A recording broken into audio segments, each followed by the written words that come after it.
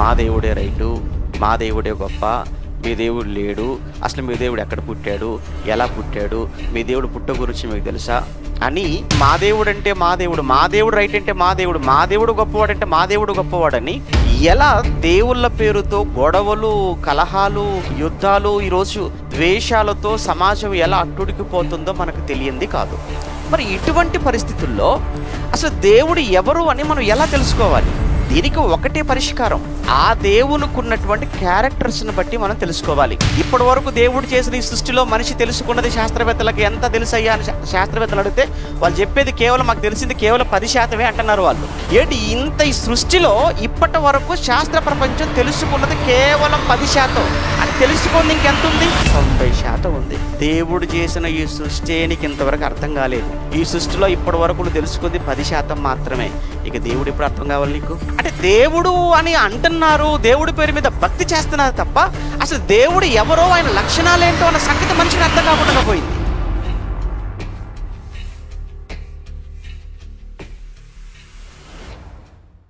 ప్రభునందు ప్రియమైన దేవుని పిల్లలారా, గత వారం మనం మాట్లాడుకున్న విషయం దేవుడు ఎవరు అనే విషయంలో మొదటి భాగాన్ని మనం మాట్లాడుకున్నాం. దేవుడు ఎవరు అన్న విషయాన్ని మనం తెలుసుకోవాలి అని అంటే దేవుడికి ఉన్నటువంటి లక్షణాలను బట్టి దేవుడు ఎవరు అన్న విషయాన్ని మనం తెలుసుకోవాలి. ఒక వస్తువు ఇది పలానా వస్తువు అని మనం చెప్పాలి అంటే ఆ వస్తువుకు ఉన్నటువంటి స్వభావం, ఆ వస్తువుకున్న లక్షణాన్ని బట్టి ఇది పలానా వస్తువు అని ఎలా అయితే మనం చెప్తామో, ఒక వ్యక్తి ఇతను మంచివాడు లేదా చెడ్డవాడు అంటున్నప్పుడు అక్కడ కూడా ఆ వ్యక్తి యొక్క స్వభావాన్ని బట్టి లేదా లక్షణాలను బట్టి ఒక వ్యక్తి మంచివాడా చెడ్డవాడా అన్నది మనం నిర్ణయిస్తున్నప్పుడు, దేవుడు అనగానే మనిషి ఎలా దేవుణ్ణి గుర్తించాడు, దేవుడు అని అనగానే దేవుడికి మనిషి దేవుడి విషయంలో మనిషి చేసిన పరిశోధన కానీ, దేవుడి విషయంలో మనిషికి ఉన్న ఆలోచనలు కానీ ఏమి అని ఆలోచించినప్పుడు గత వారం మనం మాట్లాడుకున్నట్లుగా ముఖ్యంగా మనిషి దేవుడి మీద సరి అయిన పరిశోధన, ఆలోచన లేక కళ్ళ ముందు కనబడుతున్న ఈ సృష్టిలోని ప్రతిదీ దేవుడు అని అనుకొని పొరపాటు పడ్డాడు అని, 2 రాజులను, చక్రవర్తులను, రాజకీయ నాయకులను, సంఘ సంస్కర్తలను కూడా దేవుళ్ళుగా చేసుకున్నారు. చివరికి సినిమా హీరోలను, హీరోయిన్లను కూడా దేవుళ్ళుగా చేసుకున్న ఆ పరిస్థితిని సమాజంలో మనం చూసాం. ఇక మరికొంతమంది పరిశోధనల పేరుతో చివరికి వారు ఇచ్చిన ఆ రిజల్ట్ లేదా వారికి తేలిన ఫలితం అసలు దేవుడు అనేవాడు లేడు అని ఒక నాస్తిక గుంపు లేదా ఒక నాస్తిక వర్గం సమాజంలో ఉండటం మనం చూసాం. అయినా అసలు దేవుడు ఎవరో తెలుసుకోవాలి అని అంటే దేవుడికున్న లక్షణాలను బట్టి మనం దేవుని తెలుసుకోవాలన్నది ఎంత నిజమో, దానికన్నా ముందు దేవుడెవరో అసలు నేను ఎందుకు తెలుసుకోవాలి అనే ప్రశ్నకు సమాధానాన్ని గత వారం మనం మాట్లాడుకున్నాం ఆల్రెడీ. అసలు దేవుడెవరో అనే విషయం నాకెందుకు, ఇప్పుడు దేవుడెవరో అనే విషయాన్ని నేను ఎందుకు తెలుసుకోవాలి? అందులో మొదటగా దేవుడెవరో అనే విషయాన్ని ఎందుకు తెలుసుకోవాలి అని అంటే, ఈరోజు మనం ఉన్నటువంటి సృష్టి అంతా కూడా చేసినది దేవుడు అంటున్నప్పుడు, సృష్టికర్త లేకుండగా సృష్టి అనేది ఏర్పడదన్నది నిజమైతే, మరి సృష్టిని చేసిన వాడు ఎవరో తెలుసుకునేటువంటి బాధ్యత నాకు లేదా? ఈ సృష్టిని నేను అనుభవిస్తున్నప్పుడు, ఈ సృష్టిలోని ప్రతిదానిని నేను పొందుకుంటున్నప్పుడు, ఈ సృష్టిని చేసినటువంటి సృష్టికర్త అనే ఆయన ఎవరో తెలుసుకోవాల్సినటువంటి కనీస బాధ్యత ఒక మనిషికి ఉంది. 2, సృష్టిని మాత్రమే కాదు, ఈ సృష్టిలో నిన్ను నన్ను సృష్టించిన వాడు కూడా దేవుడే. దేవుడు లేకుండగా సృష్టి లేదు, దేవుడు లేకుండగా మనిషి లేడు. సృష్టిని చేసింది దేవుడు అన్నప్పుడు ఆ దేవుడు ఎవరో తెలుసుకోవాలి. సృష్టిలో మనిషి జన్మకు కూడా కారణం దేవుడైనప్పుడు మనిషికి జన్మకు కారణమైనటువంటి ఆ దేవుడు ఎవరో తెలుసుకోవాల్సినటువంటి బాధ్యత కూడా ప్రతి మనిషి మీద ఉంది. ఇక 3, దేవుడు అనగానే ఆయన రక్షించేవాడు అని. దేవుడు అనగా ఆయన రక్షణని ఇచ్చేవాడు. ప్రపంచంలో ఎంత సైన్యం ఉన్నప్పటికీ ఒక మంచి మాట చెప్తాడు భక్తుడు, యెహోవా పట్టణమును కాపాడని ఎడల దాని కావలి కాయువారు మేలుకొని ఉన్న వ్యర్థమే అంటాడు. అంటే ఎంత సైన్యం ఉన్నప్పటికీ కూడా దేవుడు ఆ పట్టణాన్ని కాపాడాలి అని అనుకుంటేనే అది కాపాడబడుతుంది. లేదు అని అనుకుంటే ఎంత సైన్యం ఉన్నా ఆ పట్టణాన్ని ఎవరూ కాపాడలేరు అని. సృష్టిని చేసిన వాడుగా, మనిషిని చేసిన వాడుగా, మనిషిని రక్షించేవాడుగా, చివరగా ఆ మనిషి మరణిస్తే నిత్యత్వం లేదా నిత్య జీవములోనికి లేదా నిత్య జీవాన్ని ఇచ్చేవాడు కూడా దేవుడు గనుక తప్పనిసరిగా ఆ దేవుడెవరో తెలుసుకోవాలి. కనుక ఈ కారణాలను బట్టి భూమి మీద మనిషిగా పుట్టిన ప్రతి ఒక్కరూ ఎప్పటికైనా దేవుడి గురించిన అన్వేషణ, దేవుని గురించిన పరిశోధన, ఆ దేవుడెవరో తెలుసుకోవాల్సిన మనిషి అన్న తర్వాత ప్రతి ఒక్కరికి ఉంది. నాకు అవసరం లేదు అని అనుకున్న వారిని మనం ఏమి అనలేమి, ఏమి చేయలేము. ఇక దేవుడే ఒక మాటతో బుద్ధిహీనుడు అని మాట్లాడేశాడు అలాంటి వాళ్ళను. ఇక దేవుడే బుద్ధిహీనులు అని పక్కన పెట్టిన తర్వాత ఇక వారి గురించి మనం మాట్లాడుకోకపోవటమే మంచిది. ఇది ఇప్పటి వరకు ఈ విషయాలన్నీ కూడా గత వారం మనం మాట్లాడుకున్నవి. ఇక ఈరోజు దేవుడు ఎవరో ఎందుకు తెలుసుకోవాలనే విషయాన్ని మాట్లాడుకున్నాం. ఈరోజు దేవుడు ఎవరో అన్న విషయాన్ని మనం తెలుసుకోబోతున్నాం. దేవుడు ఎవరో తెలుసుకోవాలి అని అంటే మనం ముందుగా మాట్లాడుకుంటున్నట్లుగా దేవుని యొక్క క్యారెక్టర్స్ను బట్టి, దేవుని యొక్క లక్షణాలను బట్టి. దీని గురించి అపోస్తులైనటువంటి పౌలు గారు ఏంటి, దేవునికి లక్షణాలు ఉంటాయా? దేవునికి లక్షణాలు అంతే కదా. ప్రతి వస్తువుకు లక్షణాలు, ప్రతి మనిషిలో కొన్ని లక్షణాలు, ఆ వస్తువుకున్న లక్షణాలను బట్టి ఇది పలానా వస్తువు అని మనం ఐడెంటిఫై చేసినట్లు ఒక మనిషి యొక్క లక్షణాలను బట్టి ఆ వ్యక్తి మంచివాడు చెడ్డవాడని మనం గుర్తించినప్పుడు మరి దేవుడు ఇతనే దేవుడు, ఈయనే దేవుడు అని మనం ఎలా ఐడెంటిఫై చేయాలి? అంటే దేవుడు ఎవరో అన్న విషయం ఎలా తెలియాలి అంటే ఆ దేవునికి కూడా కొన్ని క్యారెక్టర్స్ ఉన్నాయి, దేవునికి కూడా లక్షణాలు ఉన్నాయి. ఈరోజు చాలామంది చూడండి, సమాజంలో రాజకీయ కక్షలు, రాజకీయ కలహాలు, రాజకీయ గొడవలు కేవలం ఎలక్షన్ల సమయంలోనే, ఆ తర్వాత అంతా సైలెంట్ అయిపోతారు. కానీ దేవుళ్ళ పేరుతో దూషణలు, దేవుళ్ళ పేరుతో కలహాలు, దేవుళ్ళ పేరుతో గొడవలు నిత్యము జరుగుతూనే ఉంటాయి.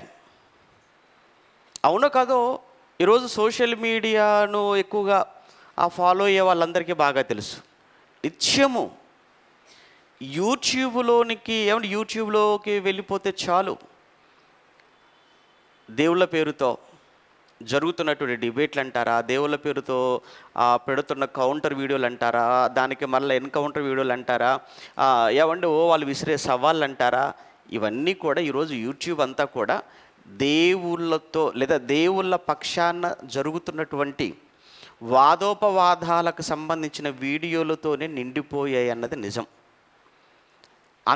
అది మాత్రమే కాకుండా బయట కూడా మీరు చూడండి, నినాదాలతో మా దేవుడే రైటు, మా దేవుడే గొప్ప, మీ దేవుడు లేడు, అసలు మీ దేవుడు ఎక్కడ పుట్టాడు, ఎలా పుట్టాడు, మీ దేవుడు పుట్ట గురించి మీకు తెలుసా అని మా దేవుడు రైట్ అంటే మా దేవుడు గొప్పవాడంటే మా దేవుడు గొప్పవాడని ఎలా దేవుళ్ళ పేరుతో గొడవలు, కలహాలు, యుద్ధాలు, ఈరోజు ద్వేషాలతో సమాజం ఎలా అట్టుడికిపోతుందో మనకు తెలియంది కాదు. మరి ఇటువంటి పరిస్థితుల్లో అసలు దేవుడు ఎవరు అని మనం ఎలా తెలుసుకోవాలి? ఎవరి దేవుడో మనకు ఎలా తెలియాలి? దీనికి ఒకటే పరిష్కారం, ఆ దేవునికి ఉన్నటువంటి క్యారెక్టర్స్ని బట్టి మనం తెలుసుకోవాలి. ఎవరూ నాకు చెప్పాల్సిన పని లేదు. ఆ దేవుడికున్న క్యారెక్టర్స్ ఏంటో ఒక్కసారి అపోస్తుడైన పౌలు గారు రోమీలకు రాసినటువంటి పత్రికలో, అపోస్తుడైన పౌలు గారు రోమీలకు రాసినటువంటి పత్రిక మొదటి అధ్యాయం, అపోస్తుడైన పౌలు గారు రోమీలకు రాసినటువంటి పత్రిక మొదటి అధ్యాయం 20వ వచనంలో అపోస్తుడైన పౌలు గారు రోమీలకు రాసిన పత్రిక మొదటి అధ్యాయము 20వ వచనాన్ని మనం చూడగలిగితే, ఆయన అంటే దేవుని గురించి మాట్లాడుతున్నాడు. ఆయన అనగా దేవుని అదృశ్య లక్షణములు అన్నాడు. దేవుని అదృశ్య లక్షణములు, దేవుని యొక్క లక్షణాలు. దీన్ని ఇంగ్లీష్లో ఏమంటాడు అంటే యాట్రిబ్యూట్స్ ఆఫ్ గాడ్ అన్నాడు. యాట్రిబ్యూట్స్ ఆఫ్ గాడ్, దేవుని యొక్క లక్షణాలు అన్నాడు. అంటే దేవునికి లక్షణాలు ఉన్నాయా? దేవునికి లక్షణాలు ఉన్నాయి. ఏంటి అని చెప్తున్నాడు ఆయన? ఆయన అదృశ్య లక్షణములు అనగా ఆయన నిత్యశక్తియు దేవత్వమును అన్నాడు. చూడండి, దేవుని యొక్క నిత్యశక్తియు, ఆయన అదృశ్య లక్షణములు అనగా ఆయన నిత్యశక్తియు దేవత్వమును అన్నాడు. ఏంటి ఆయన నిత్యశక్తి అంటే? ఆయన అదృశ్య లక్షణములు అన్నాడు అని మొదటగా ఆయన నిత్యశక్తి అన్నాడు, 2 దేవత్వమును అన్నాడు. ఇప్పుడు ఇందులో మొదటగా నిత్యశక్తి అన్నాడు. ఇంతకీ ఏంటి నిత్యశక్తి? ఒకసారి అక్కడ మీరు చూడండి స్క్రీన్ మీద. దేవుని గుణలక్షణములు, యాట్రిబ్యూట్స్ ఆఫ్ గాడ్, దేవుని అదృశ్య లక్షణములు. మొదటి మాటగా ఏమన్నాడు? నిత్యశక్తి అన్నాడు. 2 దేవత్వము అన్నాడు. నిత్యశక్తి అన్న మాటకు శక్తికి సంబంధించిన లక్షణములు. నిత్యశక్తి అనగా శక్తికి సంబంధించిన లక్షణాలు అన్నాడు. కనుక ఇప్పుడు ఈరోజు మనం ముందుగా నిత్యశక్తి లేదా శక్తికి సంబంధించిన లక్షణాలను మాత్రం మనం ఆలోచించే ప్రయత్నం చేద్దాం. రైట్, నిత్యశక్తి అన్నాడు కనుక, అంటే శక్తికి సంబంధించిన లక్షణాలు అన్నాడు కనుక, ఇంతకీ ఏంటి శక్తికి సంబంధించిన లక్షణాలు ఏంటో ఒకటి, అందులో మొదటగా దేవుడు అనగానే ఆయనకున్నటువంటి శక్తి, ఆ శక్తిలో మొదటగా మనం చూసినప్పుడు ఆయన సర్వశక్తిమంతుడు. నిత్యశక్తి అంటే శక్తికి సంబంధించిన లక్షణాలు. ఆ శక్తికి సంబంధించిన లక్షణాలలో మొదటి లక్షణం ఏంటంటే సర్వశక్తిమంతుడు అన్నాడు. చూడండి అక్కడ స్క్రీన్ మీద మీకు క్లియర్గా ఓమ్నిపోటెంట్, అక్కడ చూడండి, ఇక్కడ ఓమ్నిపోటెంట్ అన్నాడు, సర్వశక్తిమంతుడు అన్నాడు. ఇది ఎక్కడుంది బైబిలులో అని మనం చూసినప్పుడు ఆదికాండము 17వ అధ్యాయం 1వ వచనంలో ఆయన సర్వశక్తిమంతుడు, ఆయన నిత్యశక్తి. నిత్యశక్తి అంటే శక్తికి సంబంధించిన లక్షణాలు. ఆ శక్తికి సంబంధించిన లక్షణాలలో ఒక లక్షణం ఏంటంటే సర్వశక్తిమంతుడు. సర్వశక్తిమంతుడు అనంటే ఆయన సమస్తము చేయగలిగిన వాడు, సమస్తము ఏదైనా చేయగలిగిన శక్తిమంతుడు. అందుకే ఆయన సర్వశక్తిమంతుడు అంటారు. ఇప్పుడు నిజంగా ఇది బైబిల్లో ఉందా?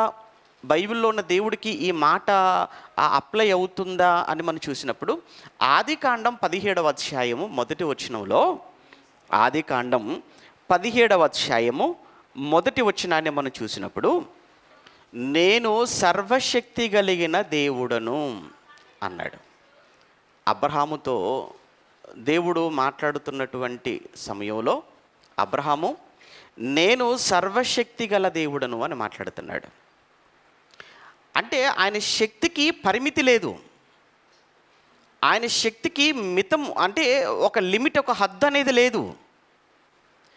దేవుడు అనగానే ఆయన సర్వశక్తిమంతుడు. సర్వశక్తిమంతుడు అనంటే సర్వాన్ని చేయగలిగిన వాడు, దేనినైనా చేయగలిగిన వాడు. మనిషి కూడా శక్తి కలిగిన వాడే, కానీ మనిషి శక్తికి ఏముంది? పరిమితి ఉంది, అన్నీ చేయలేడు మనిషి. మరి దేవుడు, ఆయన సర్వశక్తిమంతుడు. నిజంగా దేవునికున్న ఆ శక్తి ఎంత గొప్పదో ఒకసారి 18వ అధ్యాయాన్ని కూడా మనం చదువుకుంటే, 18వ అధ్యాయంలో కూడా దేవుడే అక్కడ అబ్రహాముతో మరొక మాటలో 18వ అధ్యాయం, ఆదికాండం 18వ అధ్యాయం 14వ వచనములో, దానికంటే ముందు సందర్భం మనకు తెలుసు కదా. అప్పటికి అబ్రహాము గారి వయసు సుమారు 100 సంవత్సరాలు, శారమ్మ గారి వయసు 90. అప్పటికి ఆమెకు స్త్రీ ధర్మం నిలిచిపోయింది. చక్కటి ఆతిథ్యం ఇచ్చాడు అబ్రహాము గారు వచ్చిన వారికి. వారు వెళుతూ దీవిస్తున్నారు, ఆశీర్వదిస్తున్నారు. ఆ దీవెన లేదా ఆశీర్వాదంలో ఒక మాటే, మీదటికి ఈ కాలానికి మరలా వస్తాను, అప్పుడు నీ భార్య అయినటువంటి శారా గర్భవతి అవుతుంది, కుమారుని కంటుంది అని చెప్పగానే వెనుకున్నటువంటి శారమ్మ నవ్వుకుంది. ఎందుకు అంటే 90 సంవత్సరాలు నాకు, 2 నాకు స్త్రీధర్మం కూడా నిలిచిపోయింది.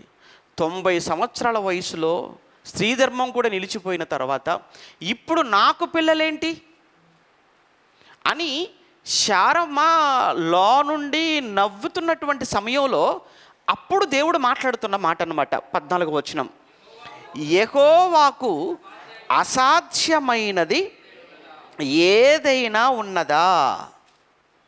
దేవునికి అసాధ్యమైనది ఏదైనా ఉన్నదా అన్నాడు. నిజమే, దేవుడు అంటేనే సర్వశక్తిమంతుడు అన్న తర్వాత, సర్వశక్తిమంతుడు అంటేనే ఆయన శక్తికి పరిమితి లేదు అన్న తర్వాత, హద్దు లేదు అన్న తర్వాత, అది ఎందుకు సాధ్యం కాదు? అది ఎందుకు సాధ్యం కాదు? అందుకే యేసుక్రీస్తు ప్రభుల వారు కూడా మీరు చూడండి, ఆయన సేవ చేసిన, ఆయన పరిచర్య చేసిన కాలంలో ఒకానొక ఒక సందర్భంలో ఒక మాట అంటాడు, దేవునికి సమస్తము సాధ్యమే, దేవునికి సమస్తము సాధ్యమే అనేసాడు ఆయన కూడా. అంటే దేవుడు అన్నప్పుడు ఆయన ఇది చెయ్యలేడు అని అనడానికి లేదు. ఇంకా దేనినైనా చేయగలిగిన వాడు, దేనినైనా చేయగలిగినప్పుడే ఆయనను సర్వశక్తిమంతుడు అంటారు. ఇది చెయ్యలేడు అనుకున్నప్పుడు ఆయన శక్తి లేనివాడు. ఆయన దేవుడు ఎలా అవుతాడు? ఇంకా మనం చదువుతున్నప్పుడు రోమపత్రికలో అనుకుంటే ఒక మంచి మాట అంటాడు. దేవుడు గురించి మాట్లాడుతున్నప్పుడు ఆయన అంటాడు, పౌలు గారు, దేవుడు లేని వాటిని ఉన్నట్టుగా పిలిచేవాడు, లేని వాటిని ఉన్నట్టుగా పిలిచేవాడు అంటాడు. అంటే అప్పటికి లేవు, కానీ లేని వాటిని కూడా ఏం చేయగలడు? ఆయన పిలవగలడు. భూమి కలుగుగాక, భూమి లేదప్పుడు వచ్చిందా? వచ్చింది. భూమి మీద విత్తనములిచ్చు ప్రతి వృక్షము మొలుచుగాక అన్నాడు. అనగానే వృక్షాలన్నీ వచ్చేసాయి. అప్పటికి లేవు. ఆకాశములో సూర్యచంద్ర నక్షత్రములు కలుగుగాక, అప్పటికి లేవు. అంటే లేని వాటిని కూడా ఉన్నట్టుగా పిలవగలిగిన ఒకే ఒక శక్తిమంతుడు, ఆయనే సర్వశక్తిమంతుడు. అంటే ఆయనే దేవుడు. అంటే దేవుడు అని అనగానే మనకు ముందుగా కలగవలసిన ఆలోచన ఏంటంటే, ఆయన సర్వశక్తిమంతుడై ఉండాలి. దేవునికున్నటువంటి ఆ నిత్యశక్తిలో, నిత్యశక్తి అంటే శక్తికి ఉన్నటువంటి ఆ లక్షణాలలో మొదటిగా మనం చూసినప్పుడు సర్వశక్తిమంతుడు అంటే ఆయన ఏదైనా చేయగలిగినవాడు, ఆయనకు అసాధ్యమైనదంటూ ఏది లేదు. ఇంకొక మాట, యెషయా గ్రంథం 40వ అధ్యాయం, యెషయా గ్రంథం 40వ అధ్యాయం 21 నుంచి, యెషయా గ్రంథం 40వ అధ్యాయం 21వ వచనం నుంచి మనం చూడగలిగితే, మీకు తెలియదా, మీకు తెలియదా, మీరు వినలేదా, మొదట నుండి ఎవరునూ మీతో చెప్పలేదా, భూమిని స్థాపించుటను బట్టి, ఆ పదం చూడండి, భూమిని స్థాపించుటను బట్టి మీరు దాన్ని గ్రహింపలేదా, ఆయన భూమండలము మీద ఆసీనుడై ఉన్నాడు. చూడండి, ఆయన ఎక్కడ ఆసీనుడై ఉన్నాడు? భూమండలం మీద ఆసీనుడై ఉన్నాడు. ఆయన ఏమంటాడు? ఆకాశము నా సింహాసనము, భూమి నా పాదపీఠము అంటాడు. అంటే దేవుడు అని అనగానే ఆయన సర్వశక్తి శక్తి కలిగిన వాడు, సర్వశక్తిమంతుడు. ఆయనకు అసాధ్యమైనది ఏదీ లేదు. ఆయన సమస్తము చేయగలిగిన వాడు. ఇదంతా ఎలా వచ్చింది, ఇదంతా ఎవరు చేశారు, ఎలా చేశారంటే ఆయనే చేశాడు. ఏమండి, సృష్టిలో ఉన్నవి ఎవరో పరిశోధన చేసి చెబితేనే ఆయన శాస్త్రవేత్త అని ఆయనకు ఒక పెద్ద బహుమతులు ఇచ్చే సమాజం కదా మంది. సృష్టిలో ఉన్న వాటిని పరిశోధన చేసి వాటిని కనిపెట్టి ప్రపంచం ముందు పెట్టగానే ప్రపంచం ఆశ్చర్యపోయి వారికి అవార్డులు ఇవ్వటం అలవాటు. మరి సృష్టిలో ఉన్నవి కనిపెట్టిన వాళ్ళే గొప్ప వాళ్ళు అనుకున్నప్పుడు వాటిని సృష్టిలో పెట్టిన దేవుడు మరి ఇంకా ఆయన ఎంత గొప్పవాడు అని శక్తి ఏపాటిది. కనుక దేవుడు అని అనగానే ఆయన సర్వశక్తిమంతుడు అన్న విషయం మనకు అర్థమవుతుంది. అందుకే 24వ కీర్తన కూడా మీరు చూడగలిగితే 24వ కీర్తన మొదటి 2 వచనాలను కూడా మనం చదువుతున్నప్పుడు అక్కడ కూడా కీర్తనకారుడు ఏం మాట్లాడుతున్నాడు చూడండి. 24వ కీర్తన మొదటి 2 వచనాలలో భూమియు దాని సంపూర్ణతయు, లోకమును దాని నివాసులను యెహోవావే అన్నాడు. ఆయన సముద్రముల మీద దానికి పునాది వేసెను. ఎక్కడ వేసావయ్యా పునాది అని అంటే సముద్రముల మీద పునాది వేశాడు. ప్రవాహ జలముల మీద దాన్ని స్థిరపరిచాడు. యెహోవా పర్వతమునకు ఎక్కదగిన వాడు ఎవడు అన్నాడు. ఇది ఆయన శక్తి. కనుక దేవుడు అనగానే ఆయన సర్వశక్తిమంతుడై ఉండాలి. సర్వశక్తిమంతుడు అనగానే ఆయనకు అసాధ్యమైనదంటూ ఏది ఉండకూడదు. ఆయన సమస్తము చేయగలిగిన శక్తి ఉంటే ఆయనే సర్వశక్తిమంతుడు, ఆయనే దేవుడు. కేవలం చేయటమే కాదు, ఈ సృష్టిని చేయటమే కాదు, సృష్టి అంతటిని కూడా నడిపించేవాడు కూడా ఆయనే. ఇప్పుడు ఆయన శక్తి ఏంటంటే మనం ఉన్న ఈ విశ్వాన్ని, మనం ఉన్న ఈ సృష్టిని చేయటమే కాదు, దీని అంతటినీ కూడా ఆయన కంట్రోల్లో పెట్టుకున్నాడు. ఎంత గొప్ప విషయం కదా. ఏమంటే చిన్న విషయం, ఆ సృష్టి అంతటిని కూడా ఆయన కంట్రోల్లో పెట్టుకున్నాడంటే, ఆయన కంట్రోల్లో పెట్టుకుని ఆయనే సమస్తాన్ని నడిపిస్తున్నాడు అని అంటే ఆయన కాదు నడిపిస్తున్నాడు, ఆయన నడిపిస్తున్నాడు. సృష్టి ఎవరి మాట వింటుంది? దేవుడి మాటే వింటుంది. ఆయన ఆజ్ఞ ఇస్తేనే ఈ సృష్టిలో ఏదైనా జరుగుతుంది. ఎందుకు? ఆయన సర్వశక్తిమంతుడు కనుక. అందుకే మీరు 148వ కీర్తన మీరు చదువుతుంటే అక్కడ చాలా విషయాలు చెప్తుంటాడు కీర్తనకారుడు. ఆయనే దేవుడే ఈ సృష్టి అంతటిని నడిపిస్తున్నాడు అని, ఆయన లేకపోతే ఇది ఏది కూడా నడవదు అని. ఒకసారి 147వ కీర్తన 5వ వచనం, 147వ కీర్తన 5 నుంచి 8 వచనాలు ముందుగా చూద్దాం. 147వ కీర్తన 5 నుంచి 8 వచనాలలో మన ప్రభువు గొప్పవాడు. చూడండి, మన ప్రభువు గొప్పవాడు, ఆయన అధిక శక్తి గలవాడు. ఆ పదం చూడండి చాలు. మన ప్రభువు చాలా గొప్పవాడు, ఆయన ఎంత శక్తి కలిగిన వాడు? అధిక శక్తి గలవాడు అన్నాడు చాలు.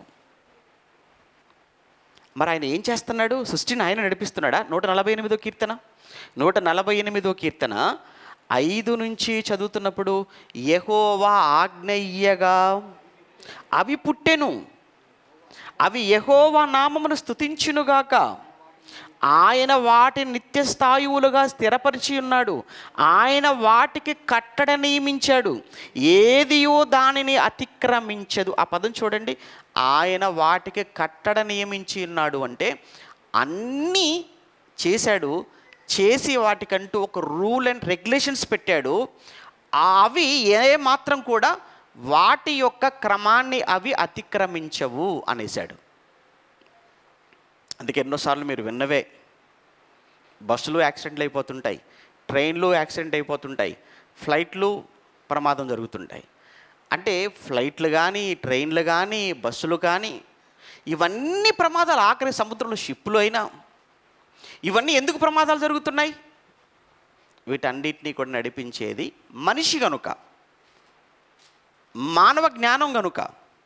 అంటే మనిషి నడిపించేవి గమ్యం చేరుకునేంత వరకు నమ్మకం లేదు. ఈ మధ్యకాలంలో ఎన్ని ట్రైన్ ప్రమాదాలు మీరు చూడండి. ఏమండి, వారానికి ఒకటి, నెలకు కనీసం 1-2 అయిన ప్రమాదాలు, ట్రైన్ ప్రమాదాలు. ఎందుకు? మనిషి గనక నడిపించేది.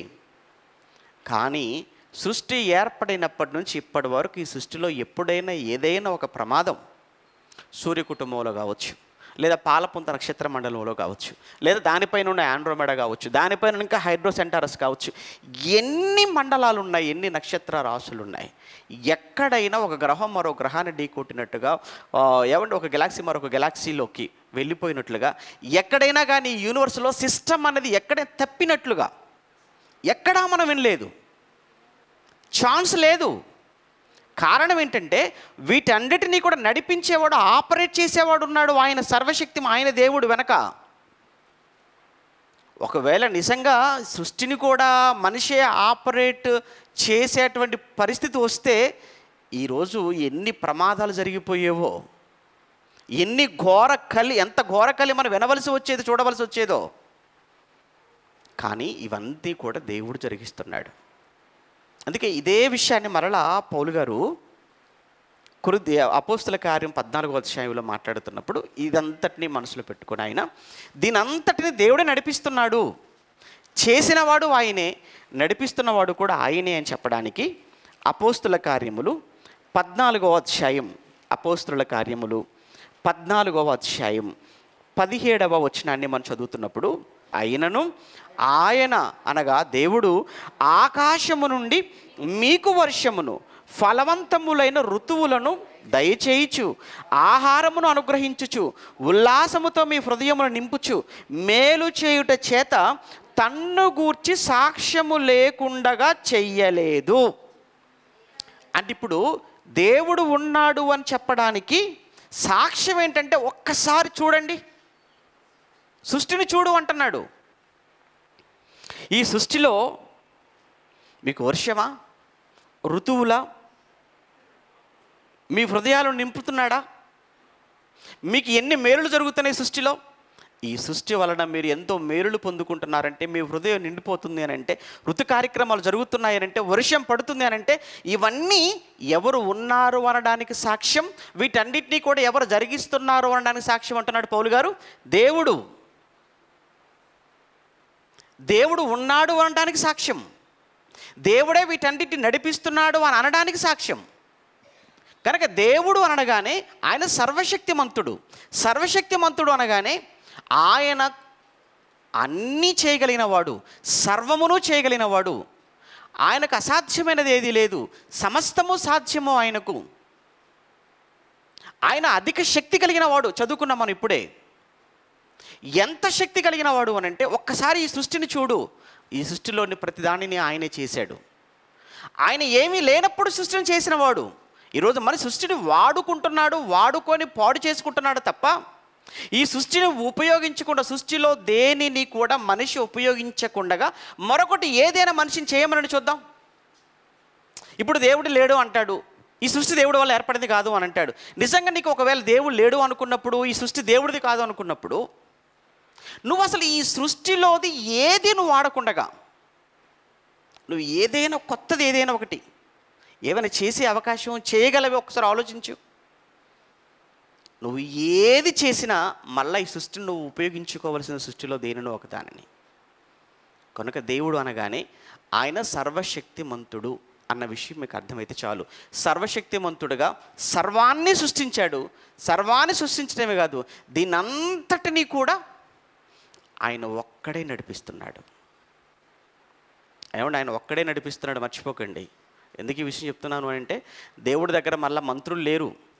వర్షానికి ఒక మంత్రి, గాలికి ఒక మంత్రి, మీకు తెలుసా, ఏమంటే అగ్నికి ఒక మంత్రి అని దేవుడి దగ్గర మరలా ఏమంటారు, ఈ క్యాబినెట్ ఏమీ లేదు ఆయన దగ్గర. అన్నీ ఆయన చేతిలోనే ఉన్నాయి. అన్నీ ఆయనే జరిగిస్తున్నాడు, ఆయనే నడిపిస్తున్నాడు, పాలిస్తున్నాడు అని చెప్పడానికి దేవుడు సర్వశక్తిమంతుడు. ఇది ఒకటి చూసాం. ఓమ్నిపోటెంట్ అన్నారు ఇంగ్లీష్లో, అంటే ఆయన సర్వశక్తిమంతుడు అని. ఇక దేవుడు ఎవరు అన్నప్పుడు, దేవునికున్నటువంటి లక్షణాలలో రెండవది, సర్వశక్తిమంతుడే కాదు, సర్వశక్తిమంతుడైన దేవుడు ఆయన సర్వజ్ఞాని కూడా. రెండవది, సర్వజ్ఞాని అన్నారు. ఓమ్నిషియంట్ అన్నారు ఇంగ్లీష్లో, చూడండి. ఓమ్నిషియంట్, సర్వజ్ఞాని అన్నారు. అంటే సర్వజ్ఞాని అని అంటే దేవుడికి కొన్ని కాదు, దేవుడికి ఎన్ని తెలియాలి? దేవుడికి అన్నీ తెలియాలా, కొన్ని తెలియాలా? సర్వజ్ఞాని అంటే.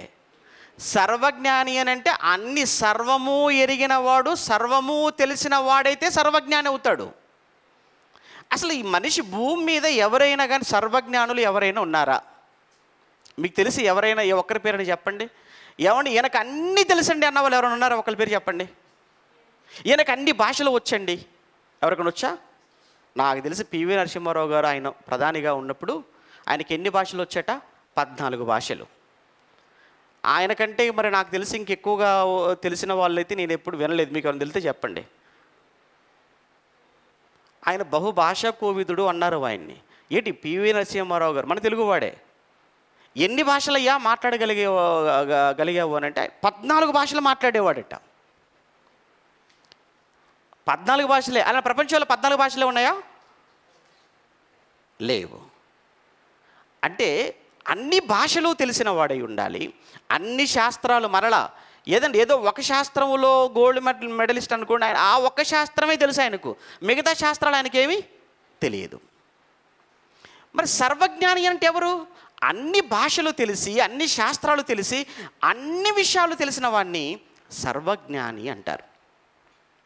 డాక్టర్లు ఉన్నారనుకోండి, ఎంబీబీఎస్ వరకు కామన్గా చదువుకుంటారు. ఆ తర్వాత ఎంబీబీఎస్ అయిన తర్వాత స్పెషలైజేషన్ అంటారు. మరలా అంటే ఏంటి? బాడీలో ఏదో ఒక భాగం, ఏదో ఒక ఆర్గాన్ మీద, ఏదో ఒక అవయవం, ఏదో ఒక పార్ట్, దాని మీదనే వాళ్ళు మరలా స్పెషలైజేషన్ చేయాలి, ప్రత్యేక దాన్ని చదువుకోవాలి వాళ్ళు. ఇప్పుడు నువ్వు కంట్లో ప్రాబ్లం ఉందని చెప్పేసి అని నువ్వు ఏమంటారు, నోరు, ముక్కు, గొంతు డాక్టర్ దగ్గరికి వెళ్ళావనుకో, ఈఎన్టీ దగ్గరికి వెళ్ళావనుకో, ఆయన ఏమంటాడు? నాకు అసలు కన్ను గురించి ఏమీ తెలియదు, నేను చదువుకోలేదు, నువ్వు వెళ్ళవలసిందికో పలానా డాక్టర్ దగ్గరికి అంటాడు. అంతే. అయ్యా మీరు డాక్టరే కదా, నేను డాక్టర్నే, నాకు కేవలం ఏం తెలుసు? నీ చెవిలో సమస్య అయితే చెప్పు, ముక్కులో సమస్య అయితే చెప్పు, గొంతులో సమస్య అయితే చెప్పు, నేను చదువుకుంది ఇదే అంటాడు ఆయన. అలాని ఏమంటే ఎముకల డాక్టర్ దగ్గరికి వెళ్ళిపోయి నరాల గురించి మాట్లాడేవారు అనుకోండి, నాకు తెలియదు. న్యూరాలజిస్ట్ వేరే ఉంటాడు, నేను కేవలం ఎముకలు విరిగిపోతేనో, ఎముకలు క్రాక్ అవుతానో దానికి సంబంధించి డాక్టర్ని, కేవలం ఆర్థోపెడిషన్ అంతే. న్యూరాలజిస్ట్ వేరే ఉంటాడు, గుండెకు వేరే ఉంటాడు. ఇలా బాడీలో ఒక్కొక్క దానికి ఒక్కొక్కరు, అన్ని అవయవాల మీద అన్నీ తెలిసినటువంటి డాక్టర్ ఎవరైనా ఉన్నారా? ఒకవేళ ఎవరు ఉన్నారనుకుని వాళ్ళ దగ్గరికి వెళ్ళకండి, మోసం అది, ఎవరికి తెలీదు. మరి అన్ని భాషలు తెలిసి, అన్ని శాస్త్రాలు తెలిసి, అంతా తెలిసినవాడు ఎవ్వరు లేరు. అంటే మనిషి జ్ఞానానికి కూడా ఏముందని మనకు అర్థమవుతుంది? మనిషి జ్ఞానానికి కూడా పరిమితి ఉంది, మనిషి జ్ఞానానికి ఒక లిమిట్ ఉంది.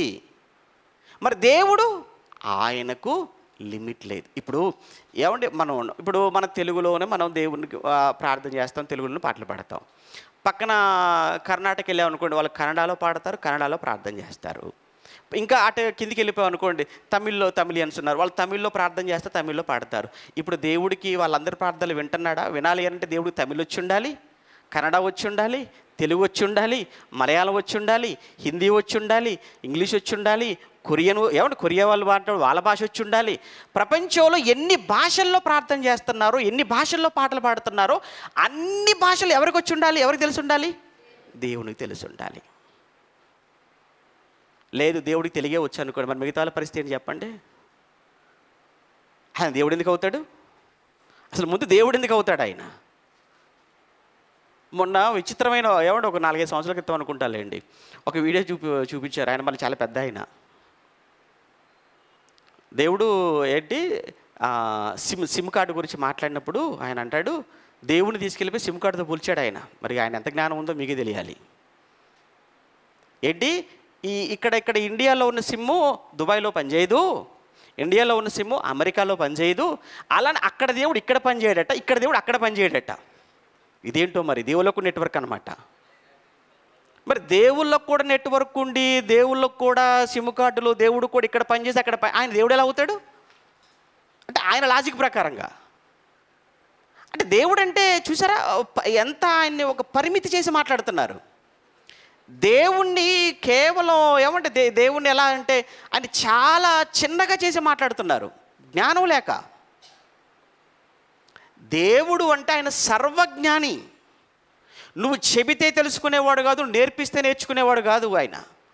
ఆయన అన్నీ చేసినవాడు. ఒక్కసారి దేవుడి జ్ఞానం ఏంటో నీకు తెలియాలి అని అంటే ఒక్కసారి సృష్టిని చూస్తే నీకు అర్థమైపోద్ది. బుర్ర పాడైపోయి బుర్ర ఈటెక్కిపోద్ది. ఏంటి సృష్టి? ఇప్పటి వరకు దేవుడు చేసిన ఈ సృష్టిలో మనిషి తెలుసుకున్నది శాస్త్రవేత్తలకు ఎంత తెలుసయ్యా అని శాస్త్రవేత్తలు అడిగితే వాళ్ళు చెప్పేది కేవలం మాకు తెలిసింది కేవలం 10% అంటున్నారు వాళ్ళు. ఏంటి ఇంత ఈ సృష్టిలో ఇప్పటి వరకు శాస్త్ర ప్రపంచం తెలుసుకున్నది కేవలం 10%. అంటే తెలుసుకుంది ఇంకెంత ఉంది? 90% ఉంది. దేవుడు చేసిన ఈ సృష్టి నీకు ఇంతవరకు అర్థం కాలేదు. ఈ సృష్టిలో ఇప్పటి వరకు నువ్వు తెలుసుకుంది 10% మాత్రమే. ఇక దేవుడు ఎప్పుడు అర్థం కావాలి నీకు? అందుకే దేవుడి జ్ఞానం అనంతమైన జ్ఞానం. అందుకే ఆయన జ్ఞానాన్ని గురించి మాట్లాడినప్పుడు మంచి మాట అంటాడు అక్కడే. ఇక్కడ కీర్తనల గ్రంథంలో 147వ కీర్తన 147వ కీర్తన 5వ వచనంలో 147వ కీర్తన 5వ వచనాన్ని మీరు చూడగలిగితే మంచి మాట చెప్తాడు అండి ఆయన. మన ప్రభువు గొప్పవాడు, ఆయన అధిక శక్తి గలవాడు, ఆయన జ్ఞానమునకు ఏమి లేదు, మితి లేదు. ఇన్ఫినిటీ, అనంతం. ప్లస్ లెక్కలో ఇన్ఫినిటీ అంటే అనంతం. ఆయన జ్ఞానమునకు మితి లేదు అన్నాడు అనంటే ఎంత జ్ఞానం అండి దేవుడు అంటే. అంటే దేవుడు అనగానే ఆయన సర్వశక్తిమంతుడు, దేవుడు అనగానే ఆయన సర్వజ్ఞాని. నిజంగా సర్వజ్ఞాని అని మీరు అంటున్నారు కానీ ఎలాంటి చెప్పగలరు సర్వజ్ఞాని అని దేవుడు బైబిల్లో ఏమైనా అంటే? ఒక మాట, ఒక సందర్భం. 139వ కీర్తన మీరు చదవాలి. మీరు చదివితే మీకు అర్థమైపోతుంది దేవుడు నిజంగా సర్వజ్ఞానో కాదో మీరే చెప్పేస్తారు. 139వ కీర్తన 1వ వచనం నుంచి చదువుకుందాం. యెహోవా, నీవు నన్ను పరిశోధించి తెలుసుకొని ఉన్నావు. నేను కూర్చుండుట, నేను లేచుట నీకు తెలియను. ఎందుకు? సీసీ కెమెరా పెట్టావు కనుక.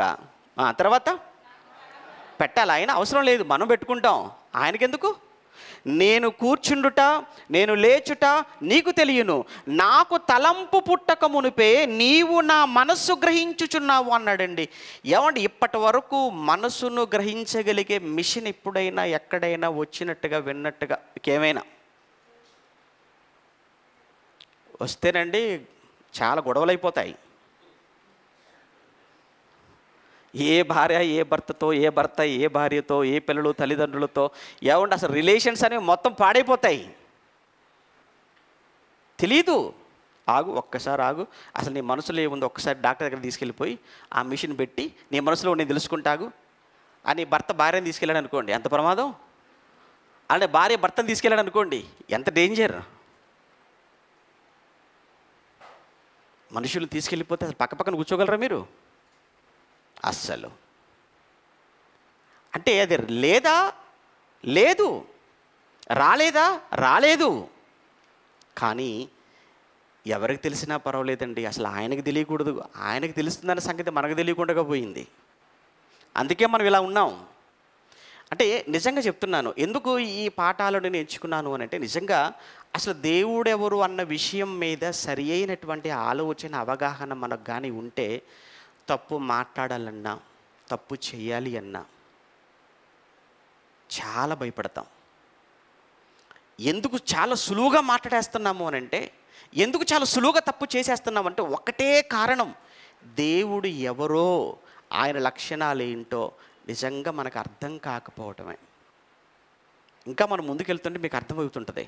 ఏమన్నాడు చూస్తారా మళ్ళీ తర్వాత ఆయన, నేను కూర్చుండుట లేచుట నీకు తెలుసు, నాకు తలంపు పుట్టక మునిపే నీవు నా మనస్సు గ్రహించుచున్నావు, నా నడక నా పడక నీవు పరిశీలన చేసి ఉన్నావు, నా చర్యలన్నిటిని నీవు బాగుగా తెలుసుకొని ఉన్నావు.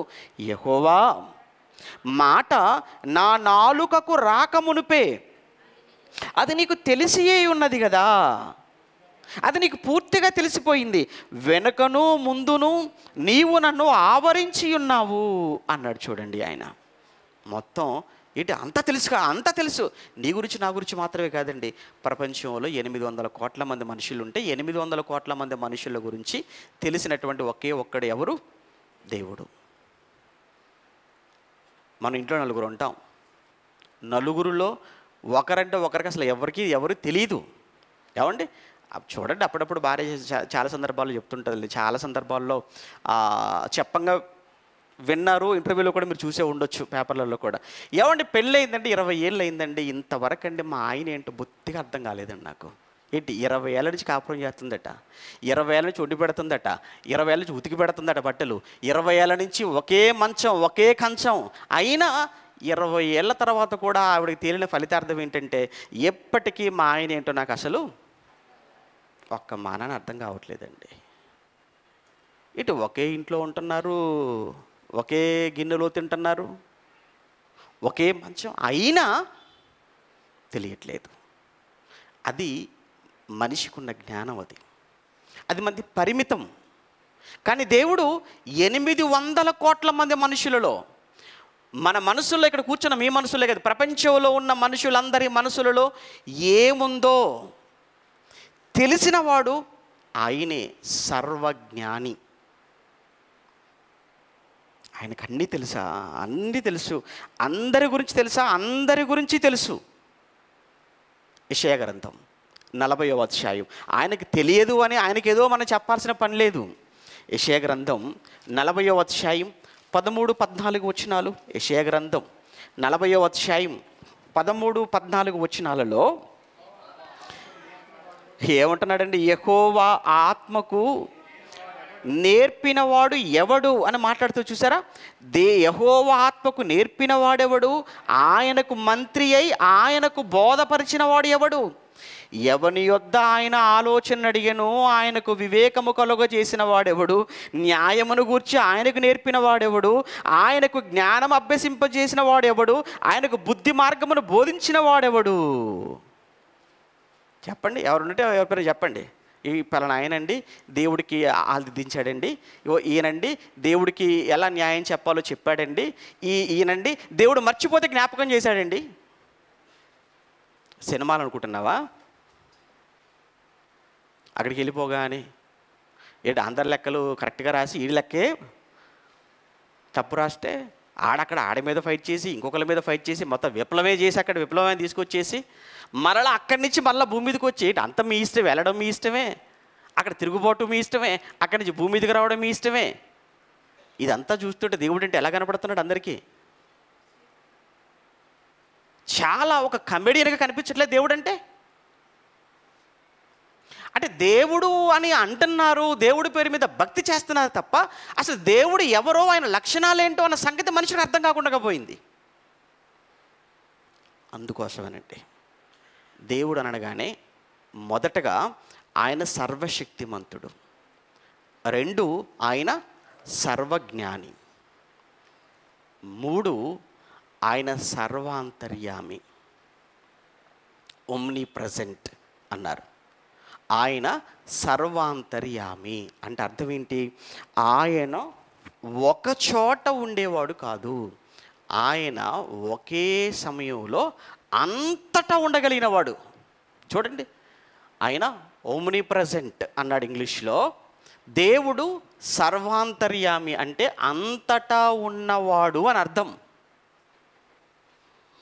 అంతటా ఉన్నవాడా? అంతటా ఉన్నవాడు. ఎక్కడెక్కడ ఉన్నాడో ఒకసారి 139వ కీర్తన, అదే 139వ కీర్తన చూస్తారా ఒకసారి?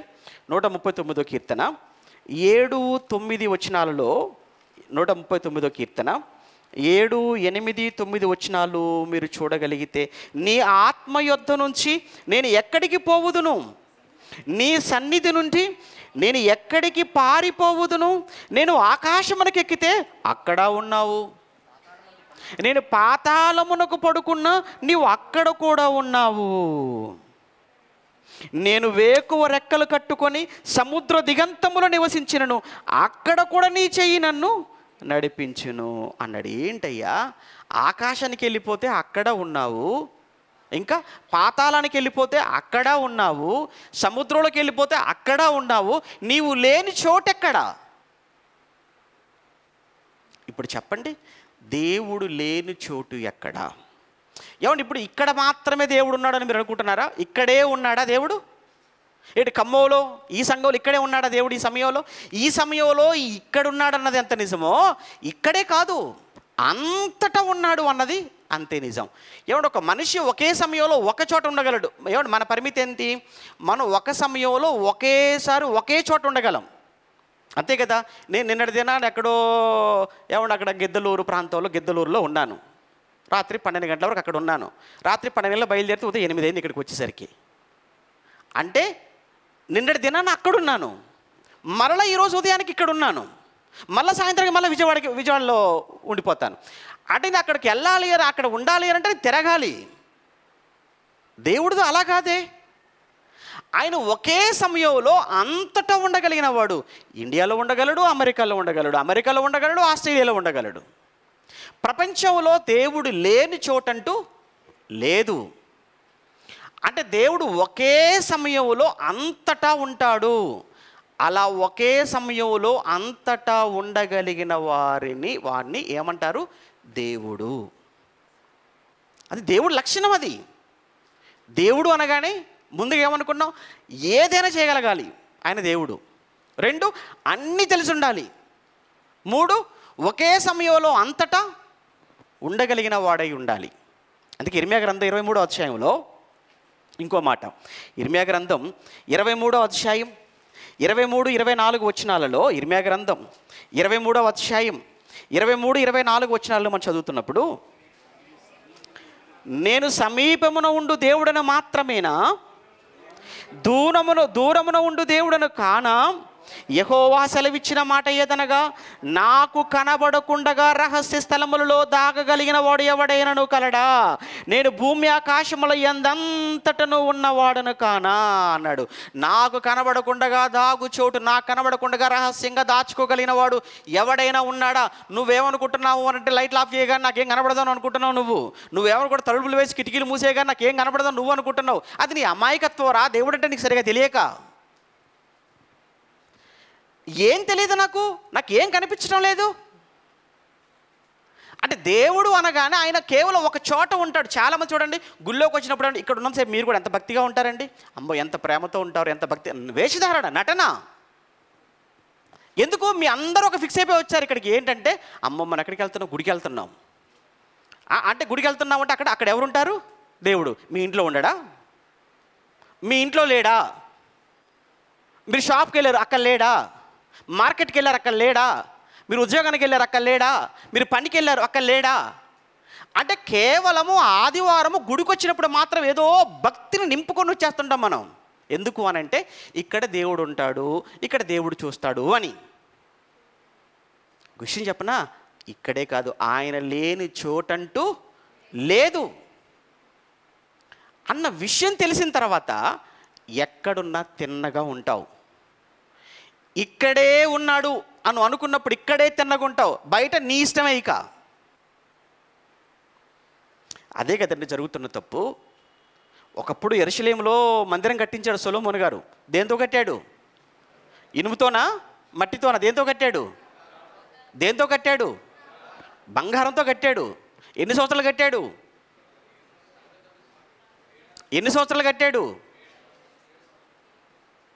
ఏం మాట్లాడలేదు. ఎన్ని సంవత్సరాలు కట్టాడు సొలొమోను గారు దేవాలయాన్ని? 7 సంవత్సరాలు 40 సంవత్సరాల?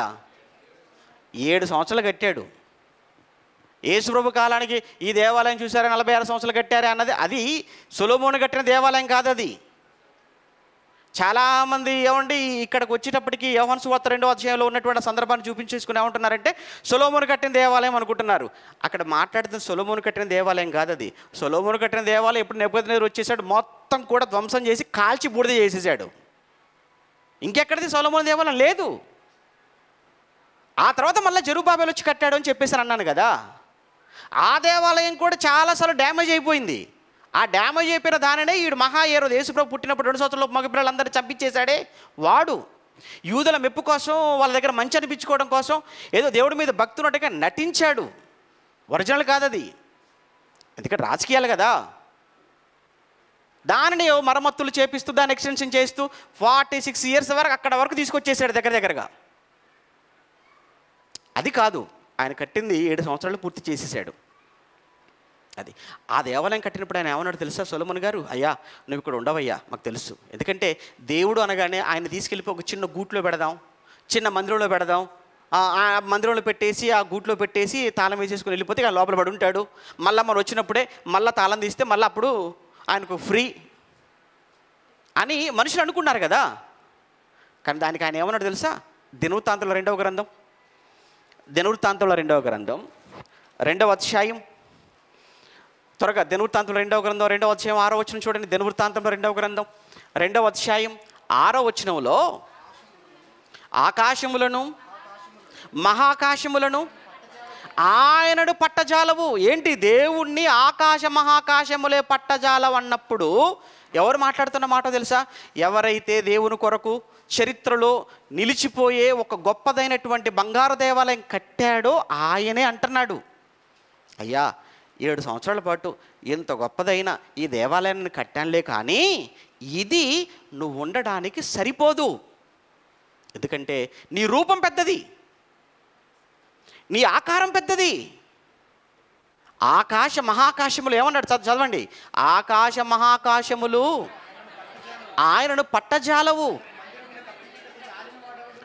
దేవునికి మందిరము కట్టుటకు చాలినవాడు ఎవడు అని కట్టిన ఆయనే అంటున్నాడు. ఇంక ఏం మాట్లాడతాం మనం? ఆయన కంటే గొప్పగా కట్టింది ఎవరు చెప్పండి? దేవాలయం. సొలొమోను కంటే గొప్ప దేవాలయం కట్టిన వాళ్ళు చరిత్రలో ఎవరైనా ఉన్నారా? లేరు. అంత గొప్ప మందిరాన్ని కట్టిన, అంత గొప్ప దేవాలయం కట్టిన సొలొమోను గారు అంటున్నారు, ఆయనకు సరిపోయే మందిరాన్ని కట్టగలిగిన వాడు ఎవడు అని అన్నాడు అనంటే ఇంకెవడు కట్టలేడని అర్థం. ఎందుకు? ఆయన చిన్నది కాదు కదా, ఆయన రూపం. చెప్పాడు కదా, ఆకాశం నా సింహాసనము అన్నాడు. భూమి ఇప్పుడు నువ్వు కట్టు, ఏం కడతాడు? ఎవరు కడతారు? అది దేవుని యొక్క సైజు, అది దేవుని యొక్క ఆకారం.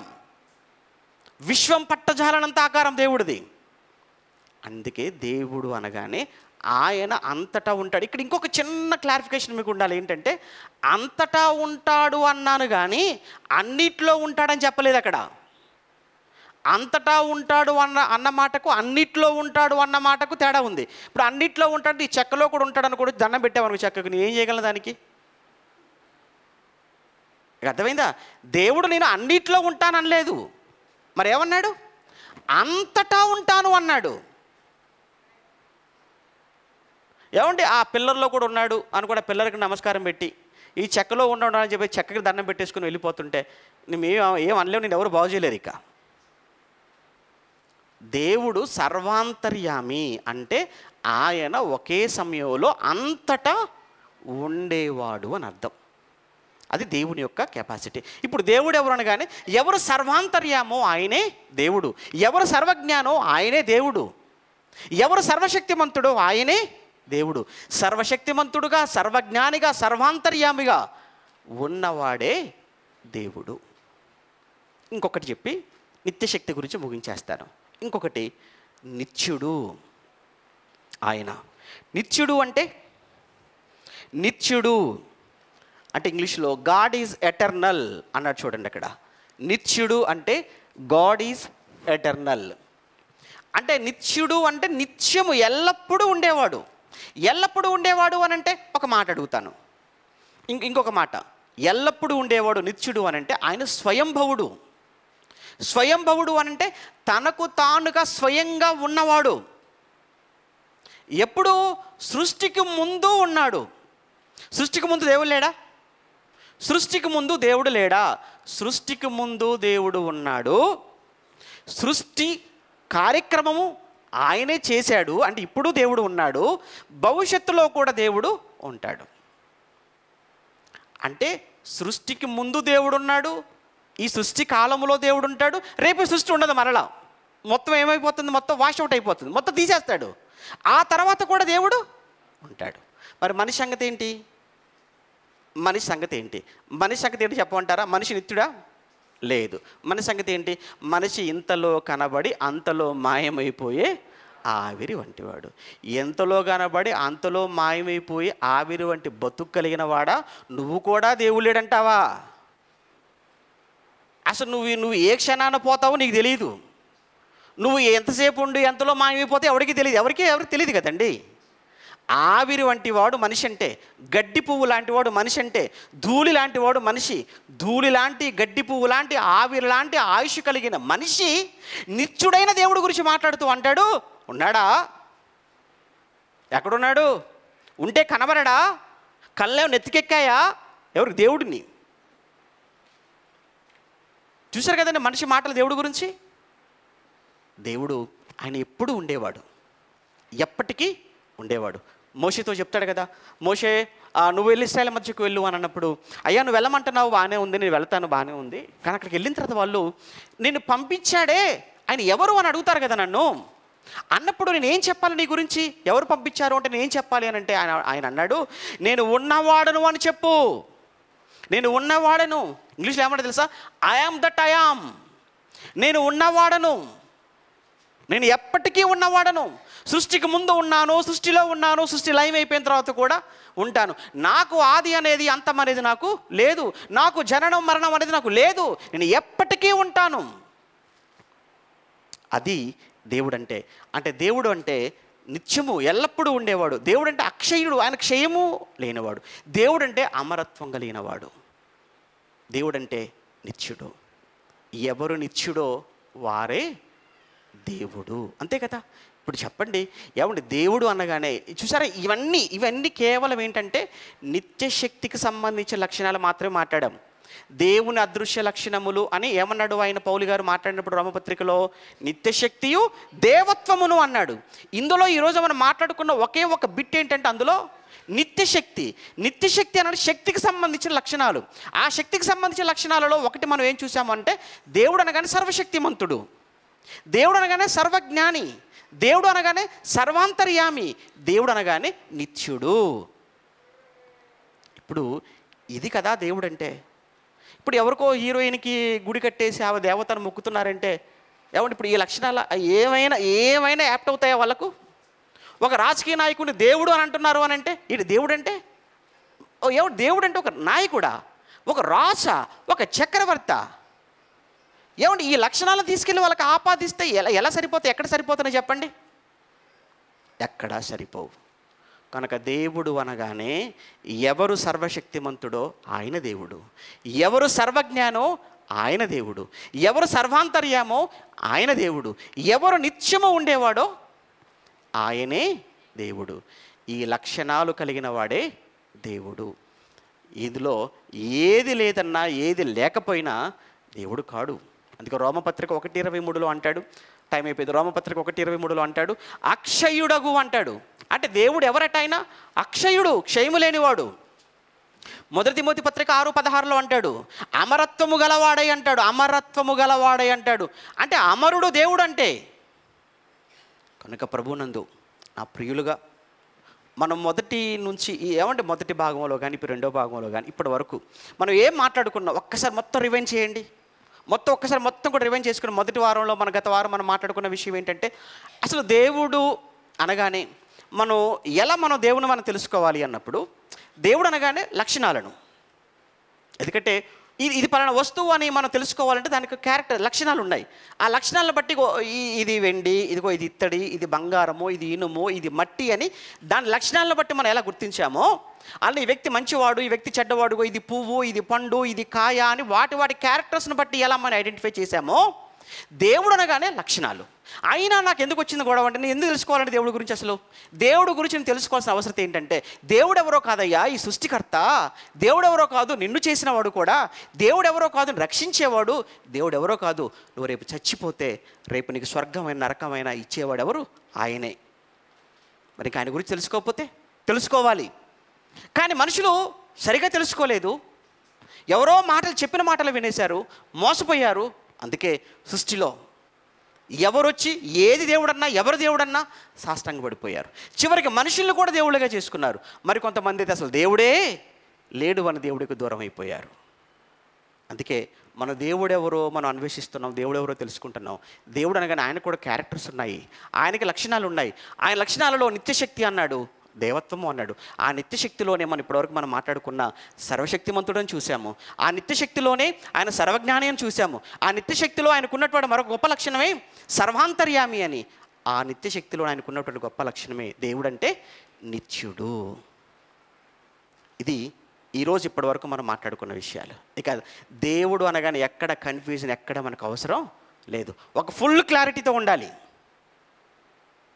లేదంటేనండి ఏమంటే రోడ్డును పోయే ఒక మురికివాడు, ఏమంటే వాడికి ఒంటి మీద బట్టలు సరిగా ఉండవు, ఆ జుట్టంతా కూడా ఏమంటారు మొత్తం ఏమంటే మరి ఊడల్లాగా మొత్తం పట్టేసి, పేలు పట్టేసి, చుండ్రు పట్టేసి ఉంటుంటే ఆన్ని కూడా ఆ దేవుడు అనిపోయేసి ఆ చెట్టు కింద కూర్చోబెట్టేసి వాళ్ళంతా వెళ్ళి కాళ్ళు పట్టుకుంటుంటే ఏమంటే ఎన్ని చూడలేదు మీరు అక్కడ? వాడు ఒక ఏమన్నా వాడు దిగంబరుడు, దిగంబరు రూపంలో ఉన్న దేవుడట. ఇటు దేవుడనే బొత్తిగా బట్టలు కూడా ఉండవా? ఏంటి మరి అంత అన్యాయం ఆ దేవుడు అంటే? ఏమంటే ఇంకొకడుతో వాడు తన్నుడు, ఏమంటే వాడు తంతాడట, తన్నగాడి వీడికి ఏదో మంచి జరిగిపోయిందట, అంతేనండి. ఈడెళ్ళి 10 మందికి ప్రచారం చేయటం, మీరు కూడా రెంటా నాలా దండించుకుంటారా అని. అంతే, ఒక్కొక్కడు వచ్చేసి వాడు ముందు పడుతూ తంతుంటాడు, పోయి పడుతుంటారు. ఆడికో తన్నుడు దేవుడట, వాడు తన్నుడు స్వామి అట. ఏం టీవీ 9లో ఏమంటే ఎన్ని మీరు చూడలేదు సోషల్ మీడియాలో ఇలాంటివి? ఇంకోటి తిట్టుడు స్వామి, ఏమన్నా తిడితే బూతులు తిడుతూ ఉంటే వాడికి మంచి జరిగిపోతుంటుంది అట. ఇదేంటో ఆడు తిట్టకపోతే వాడిని గిల్లి గిచ్చి వాడు కోపం రప్పించి మరి తిట్టి చేసుకుంటున్నారు. దేవుడు చూసారా, ఏదో ఒక రోజు ఒక పూట సహాయం చేయగానే, భోజనం పెట్టగానే దేవుడా? ఏమంటే ఏదో ఒక సహాయం చేయగానే దేవుడు అయిపోయాడా? మరి అటువంటిప్పుడు ఇన్ని కార్యక్రమాలు నీ కోసం దేవుడు ఇంత సృష్టిని చేసి నిన్ను తల్లిగర్భంలో నిర్మించి భూమికి తీసుకుని వచ్చి ఇప్పటి వరకు నిన్ను కాపాడుతున్న ఆ దేవుడు, ఆయన ఎవరో ఆలోచించవా? ఆయన ఎవరో తెలుసుకోవా? అందుకే దేవుడు ఎవరు అన్న ఈ విషయాన్ని, ఇది 2వ భాగం. దేవత్వం ఉంది కదా, అంటే స్వభావం ఏంటి, దేవత్వంలో ఉన్న లక్షణాలు ఏంటి, అది వచ్చేవారం మాట్లాడుకుందాం. ప్రార్థన చేసుకుందాం. ప్రేమగల తండ్రి, పరిశుద్ధుడా, మీకు వందనాలు నాయనా. ఇప్పటి వరకు మీ పిల్లలతో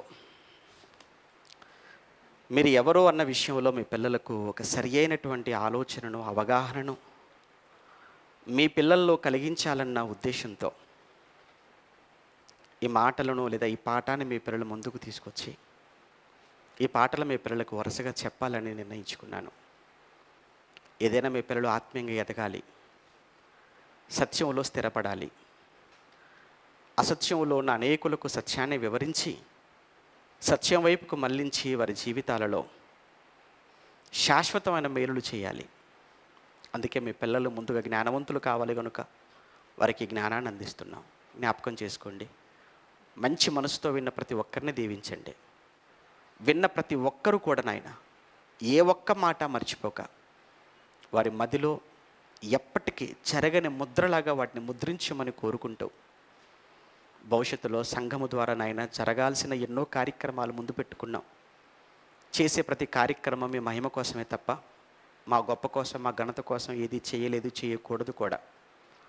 కనుక భవిష్యత్తులో చేయాలనుకున్న ప్రతి కార్యక్రమాన్ని తండ్రిగా మీరు దీవించండి, మీకు మహిమకరంగా జరిగించమని ప్రాధేయపడుతూ సంఘానికి ఎప్పుడు కూడా మీ కార్యక్రమాలకి ఎల్లప్పుడూ మేము ఉన్నాము అంటూ, మీరు ధైర్యంగా ఉండండి అంటూ మమ్మల్ని వెన్ను తట్టి ప్రోత్సహిస్తూ సేవలో సంఘాన్ని ముందుకు నడిపించే ప్రతి వ్యక్తి కోసం, ప్రతి కుటుంబం కోసం వేడుకుంటున్నాను, ప్రార్థిస్తున్నాను, ప్రాధేయపడుతున్నాను. తండ్రి, మీ బిడ్డలను మీరు చల్లగా కాపాడండి, మంచి ఆరోగ్యాన్ని ఇవ్వండి, ఆయుష్ను ప్రసాదించండి. భవిష్యత్తులో ఇంకా మీ పిల్లలను గొప్ప సహకారులుగా మలిచి సత్యాన్ని అనేక ప్రాంతాలకు వ్యాపింప చేయటానికి, విస్తరింప చేయటానికి కృప చూపించమని కోరుతున్నాం. అలా సంఘములు అనారోగ్యంతో బాధపడుతున్న ప్రతి నీ కుమారుడి కోసం, కుమార్తె కోసం ప్రార్థన చేస్తున్నాను. జ్ఞాపకం చేసుకోండి నాయన. మీ పిల్లలు కోలుకొని మాతో కలిసి మిమ్మల్ని ఆరాధించుటకు కృప చూపించమని వేడుకుంటున్నాం. అలానే గద్వాల్ కళాశాలకు చెందిన బిడ్డలిద్దరూ గత రాత్రి హైదరాబాదులో జరిగినటువంటి చాలా ఘోరమైనటువంటి రోడ్డు ప్రమాదంలో హాస్పిటల్లో ఉన్నారని ఫోన్ చేసి తెలియచేశారు. సంఘాన్ని ప్రార్థించమని కోరారు. సంఘం అంతటి తరపునైనా తండ్రిగా మిమ్మల్ని వేడుకుంటున్నాం.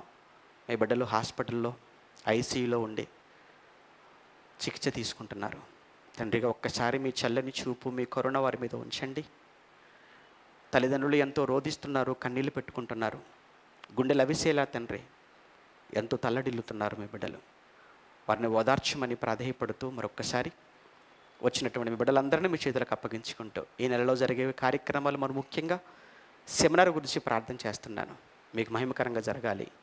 ఎన్నో విషయాలు మీ పిల్లలు తెలుసుకోవాలి. ఇంకా ఆత్మీయంగా వారు ఎదగాలి, బలపడాలి. దాని కొరకు ఏర్పాట్లో ఉంటుండగా సహాయం చేయమని కోరుతూ క్రీస్తునామని ప్రార్థన మీకు సమర్పిస్తున్నాము తండ్రి. ఆమేన్.